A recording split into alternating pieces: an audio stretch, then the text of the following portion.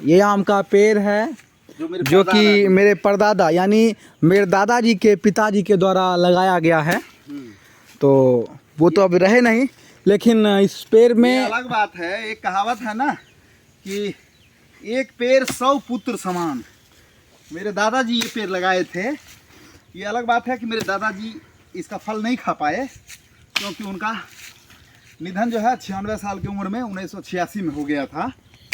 उसके बाद हम लोग ये फल रहा है, पिताजी खाए, और इतना ईमानदार ये पेड़ है।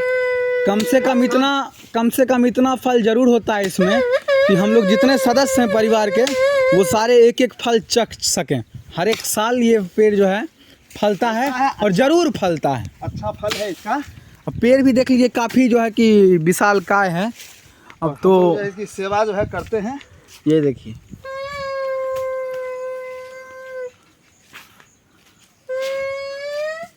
एक आइडियल 4 मंजिले इमारत के बराबर इसका ऊंचाई ज़रूर होगा।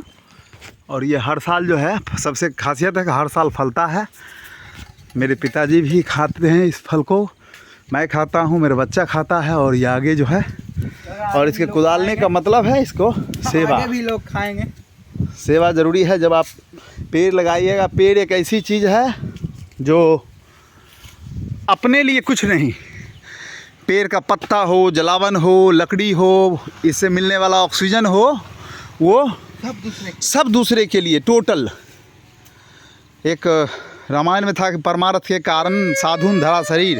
तो पेड़ जो है ऐसा साधु है कि बिल्कुल परमार्थ का काम करता है। और मैं इस के तहत मैं कहना चाहता हूँ, ये सरकार जो अल्लड़ बल्लड़ वाला पेड़ लगाती है, जिसको लोग उखाड़ के फेंक देते हैं लगाने के तुरंत बाद ही, जिसको कोई देखने वाला नहीं है।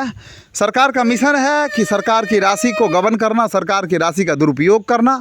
अगर सरकार भी ऐसे ही फलदार वृक्ष लगाए हर जगह, ये जो अल्लड़ बल्लड़ वाला पेड़ लगा देती है, हाँ, तो लोग स्वतः ध्यान देंगे सब कुछ। ये देखिए हमारे चचेरे भाई के बचपन की याद जो है, ये 49 साल की उम्र में भी ताज़ी हो रही है। ये देखिए, ये वो है, देखिए तो आम का वो जो गुठली गिरता है और गुठली से पौधा बनता है, उस गुठली को छील करके बाजा बना दिए, वाह। और इसलिए मैं पेड़ की सेवा, चलिए ये मेरा पर्सनल पेड़ है, मैं सेवा कर रहा हूँ, फल खा रहा हूँ, लेकिन मैं ये मुखिया, सरपंच और सरकार से निवेदन करूँगा कि आप लोग भी फलदार वृक्ष लगाएं। फलदार वृक्ष लगाने से आपको ये चिंता नहीं करना पड़ेगा कि उसमें पानी कौन देगा, उसकी सेवा कौन करेगा। स्वतः लोग सेवा करेंगे, स्वतः लोग जागरूक हैं। फलदार होने के नाते लोग बिल्कुल, हाँ।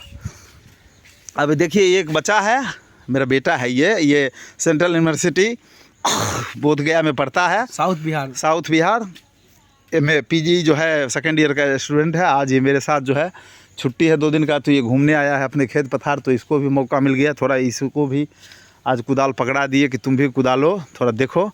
अब बताइए पेड़ लगाने के पीछे कुछ उद्देश्य के बारे में आप बता सकते हैं? जो ग्लोबल वार्मिंग चल रहा है, क्या चल रहा है, थोड़ा सा मैं चाहूँगा शॉर्टकट में कुछ बताइए। सबसे बड़ी बात है ना कि जितने भी लोग हैं, जो भी ह्यूमंस हैं धरती पे, मैं मानता हूँ अपने निजी तौर पे कि एक ह्यूमन से अच्छा है एक पेड़, क्योंकि एक पेड़ से ही बहुत सारे लोगों को फ़ायदा है। लेकिन ह्यूमन तो सेल्फिश होता है, पहला चीज़। दूसरा चीज़, ये जो इतने इंडस्ट्रीज़ लग रहे हैं, जो रैपिड डेवलपमेंट हो रहा है, अब व्हीकल से लेके इंडस्ट्रीज़ और प्रोडक्शंस एंड ऑल, तो ये जो इसका वेस्ट है, चाहे वो कह लीजिए आप पॉल्यूशन, एयर पॉल्यूशन हो, वाटर पॉल्यूशन हो, किसी भी तरह का हो, तो उसको कट ऑफ करने के लिए, उसको कम करने के लिए, और ऑक्सीजन का जो है कि वातावरण में परसेंटेज और उसका कंसंट्रेशन बढ़ाने के लिए ये सब चीज़ पेड़ लगाना बहुत ज़रूरी है। लोग आमूनन तौर पे पेड़ देखते होंगे जो ज़मीन पे आम का है, ये सब। और मैं जानता हूँ कि पानी में भी ऐसे पेड़ पौधे होते हैं जो हमारे धान खेत में हो जाते हैं, उसको बोलचाल के भाषा हम लोग मोथा बोलते हैं, हम उसे उखाड़ के फेंक देते हैं। लेकिन रिसर्च के जरिए, मेरे ही विश्वविद्यालय में ऐसा रिसर्च है कि अगर आप ड्राम में मोथा का पौधा लगा के पानी रखते हैं तो 24 घंटे बाद वो पानी कितना भी गंदा हो, वो पीने लायक एकदम स्वच्छ बैक्टीरिया फ्री हो जाता है। तो पेड़ सिर्फ ज़मीन पे ही नहीं, पानी वाले पेड़ भी उतने ही लाभदायक हैं। तो पेड़ का सेवा होना बहुत जरूरी है, अच्छा बहुत जरूरी आपने है। कहा कि आपके यूनिवर्सिटी में, central university south Bihar Bodhgaya में ये रिसर्च किया गया कि जो मोथा होता है, अगर एक ड्रम में पानी रख करके उसमें मोथा डाल दें तो पानी प्यूरिफाई हो जाता है और पीने लायक हो जाता है जी। इस पे रिसर्च आपके यूनिवर्सिटी में हुआ है। हाँ, और मतलब वो किस डिपार्टमेंट? स्कॉलर का नाम है शुभम कुमार, डिपार्टमेंट है एनवायरमेंटल साइंस। Environmental। बेगूसराय के हैं, बेगूसराय नहीं, भागलपुर के हैं, JRF हैं। हाँ हाँ, विगत मतलब 3 साल से उनका रिसर्च चल रहा है इसी पे। हाँ हाँ। तो डिफरेंट प्लांट्स लाके उन्होंने किया है, लेकिन अभी जो उनका रिसर्च अभी तो अब उनका फाइनल होने वाला है।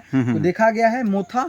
तो वो किस विषय के छात्र हैं, इसका मतलब इन्वायरमेंटल साइंस के PhD स्कॉलर। इन्वायरमेंटल साइंस के PhD स्कॉलर हैं। तो ऐसा नहीं है कि पेड़ सिर्फ जमीन वाले, पानी वाले पेड़ भी उतने ही लाभदायक होते हैं। अच्छा। इसका प्रमाण है, आप भी अपने घर पे करके देख तो आपने सुन लिया कि धरती पर जितने भी पेड़ पौधे हैं वो कहीं न कहीं जरूर फ्लोरा एंड फौना प्रत्यक्ष, बोथ, अगर आप हाँ। बात करें फ्लोरा एंड फौना मतलब जीव जंतु पेड़ पक्षी भी कोई सब भी ऐसा नहीं है जो ह्यूमन के हानि के लिए जिसका धरती पे आना हुआ है, नहीं, सबका कुछ ना कुछ अपना काम है, सब अपना काम कर रहे हैं। सब नेचर को बचाने के लिए ही प्रभु ने बनाया है, ईश्वर ने बनाया है।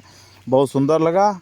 और आपने सेंट्रल यूनिवर्सिटी के बारे में, छात्र के बारे में भी सुन लिया कि PhD के हैं, शुभम जी स्कॉलर हैं और इन्वायरमेंटल साइंस के हैं, और ये तो पॉलिटिकल साइंस पढ़ रहा है, तो इंटरनेशनल रिलेशन के साथ। चलिए, थैंक यू।